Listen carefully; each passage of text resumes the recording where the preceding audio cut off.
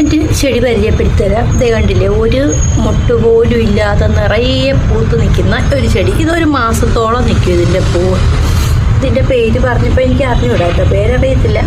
ഇതിൽ ചുമപ്പും ഞാൻ കണ്ടിട്ടുണ്ട്, മഞ്ഞ. എനിക്കൊരുപാട് ഇഷ്ടപ്പെട്ടു ഈ മഞ്ഞ. അപ്പോൾ ഇതുപോലെ ചുമപ്പായിരിക്കുന്നത് നല്ല ഭംഗിയായിരിക്കും.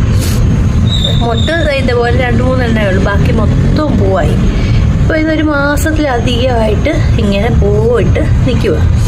അപ്പോൾ ഇത് നടുന്നതെന്ന് വെച്ച് കഴിഞ്ഞാൽ ഈ ചെറിയ ഒരു ഇതുണ്ടല്ലോ, ഒരു